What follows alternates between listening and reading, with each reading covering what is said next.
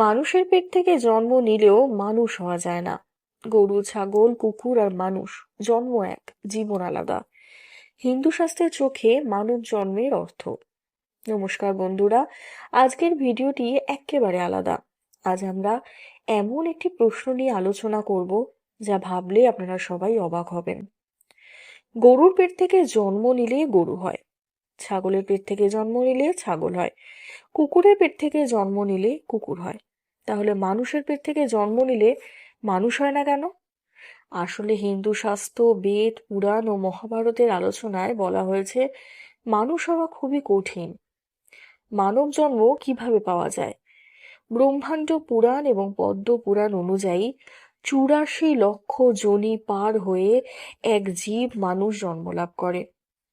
এই ৮৪ লক্ষ জীবের মধ্যে ৭৯ লক্ষ জলচর, স্থলচর, পশু পাখি, কীটপতঙ্গ, গাছপালা ইত্যাদি জীব আছে। মানব জন্ম পাওয়া মানে দুর্লভ সুযোগ, কিন্তু শুধুমাত্র মানুষের শরীরে জন্ম নিলেই মানুষ হওয়া যায় না। মানুষ তখনই মানুষ হয় যখন তার মধ্যে মানবী গুণাবলী আসে। কেন মানুষের জন্ম হলেও সবাই মানুষ নয়? মনুষ্যত্বই হচ্ছে মানুষের আসল পরিচয়। শ্রীমদ্ ভগবদ গীতা বলেছে, ক্ষুদ্রা ব্রহ্ম জীব এই দেহধারী আত্মা জন্ম মৃত্যুর চক্রে আবদ্ধ। মুক্তির জন্য আত্মজ্ঞান অপরিহার্য। যে ব্যক্তি আত্মজ্ঞানে স্থিত নয় তার মধ্যে পশু প্রবৃত্তি বজায় থাকে। পশুরা বেঁচে থাকে শুধু খাওয়া, ঘুমানো, ভয় পাওয়া এবং প্রজননের জন্য।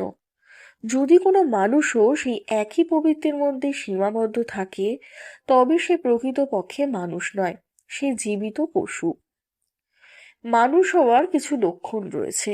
হিন্দু ধর্মগ্রন্থে বলা হয়েছে অহিংসা, সত্যবাদিতা, দয়া, ক্ষমা, সহানুভূতি এবং আত্ম উপলব্ধি, ভগবানের নাম স্মরণ করা। এই গুণগুলো যে লালন করে সেই হচ্ছে প্রকৃত মানুষ। ঋগ্বেদে বলেছে মানুষের জন্ম নয়, কর্মই তার প্রকৃত পরিচয়। অর্থাৎ জন্ম থেকে মানুষ হওয়া যায় না, কর্ম দিয়ে প্রমাণ করতে হয় আমি সত্যিকারের মানুষ। মানব জন্মের মূল উদ্দেশ্য কি? মহাভারতে ভীষ্ম পিতামহ যুধিষ্ঠিরকে বলেছিলেন, মানব জন্ম পাওয়া মানেই জীবের মুক্তির একমাত্র সুযোগ। যদি এই জীবনে ধর্ম, সৎকর্ম, জ্ঞান চর্চা না করো, তবে আবার জন্ম মৃত্যু, বার্ধক্য রোগের চক্রে পড়তে হবে। গীতাতেও বলা হয়েছে মানুষের শরীর সাধনার জন্য, মুক্তির জন্য, কিন্তু যারা শুধুমাত্র ইন্দ্রিয় সুখে মগ্ন তারা কিন্তু মানুষ নয়, তারা কিন্তু পশুর মতো। কেন মানব জন্মের এত মূল্য? শাস্ত্রে বলা হয়েছে জন্ম জন্মান্তরে ৮৪ লক্ষ জীবের জীবন পার করার পর ঈশ্বর করুণা করেই মানব জন্ম দেন। এই শরীরকে যদি ধর্ম ও সাধনার জন্য ব্যবহার না করি, তবে এটা হবে বিরাট ক্ষতি। ভগবান শ্রী চৈতন্য বলেছিলেন এই মানব জীবন কৃষ্ণের ভজনের জন্য পাওয়া। যদি এই সুযোগ হারাও তবে পুনর্জন্ম হবে অন্ধকার। আচ্ছা, কি করলে প্রকৃত মানুষ হওয়া যায়? প্রথমত আত্মচিন্তা করতে হবে যে আমি কে। দ্বিতীয়ত পাপ থেকে বিরত থেকে ধর্ম পথে চলতে হবে। তৃতীয়ত পরোপকার, দয়া, সহানুভূতির চর্চা করতে হবে। চতুর্থত ভগবানের প্রতি ভক্তি, নিষ্কাম সেবা এবং মন, জ্ঞান, কার্য পবিত্র রাখতে হবে। কেবল তখনই বলা যাবে যে আমি মানুষ। মানুষের জন্ম মানেই কি মানুষ? বেদের ভাষায় জন্ম শুধু এক শারীরিক প্রক্রিয়া। ঋগ্বেদে বলা হয়েছে জন্ম না, কর্মই চিন্তিত করে মানুষকে। অর্থাৎ শুধু মানুষের দেহ পাওয়া মানেই মানুষ হওয়া নয়। পশু প্রবৃত্তির মধ্যে সীমাবদ্ধ থাকলে সে মানুষ নয়, পশু। কর্ম এবং চরিত্রই মানুষ হওয়ার প্রমাণ। ৮৪ লক্ষ যোনি পেরিয়ে মানব জন্ম লাভ। গরুর পুরাণ, পদ্ম পুরাণ এবং বিষ্ণু পুরাণে বলা রয়েছে ৮৪ লক্ষ জন্মের পরে মানব জন্ম হয়। চাণক্য নীতিতেও বলা হয়েছে মানব জীবন পেলে তার সদ্ব্যবহার না করলে সে বোকার চেয়েও অধম। শ্রীমদ্ ভগবদ গীতা দৈব সম্পদ এবং অসুরিক সম্পদের কথাও বলা হয়েছে দৈব সম্পদে। অহিংসা, সত্য, ক্রোধ সংযম, দয়া, শান্তি, ত্যাগ, আর এগুলো থাকে দৈব সম্পদে। আর আসরিক জ্ঞানে থাকে, আসরিক গুণে থাকে অহংকার, ক্রোধ, লোভ, মিথ্যা এবং হিংসা। যে ব্যক্তি দৈব গুণে গুণান্বিত সেই হচ্ছে সত্যিকারের মানুষ। মনুষ্যত্ব আর পশুত্বের মধ্যে পার্থক্য কি? উপনিষদে বলা হয়েছে আহার, নিদ্রা, ভয়, মৈথুন এই 4টি গুণ পশুদেরও আছে। কিন্তু মানুষ এর বাইরে ওঠে, আত্মজ্ঞান, ধর্মাচরণ, মুক্তিলাভের চেষ্টায় ব্রতী হয়। যে ব্যক্তি শুধু খাওয়া, ঘুম, ভয়, মৈথুনে মগ্ন, সে কিন্তু পশুর সমান। মনুষ্যত্ব অর্জনের উপায়: অহিংসা পরম ধর্ম। অহিংসা পরম ধর্ম।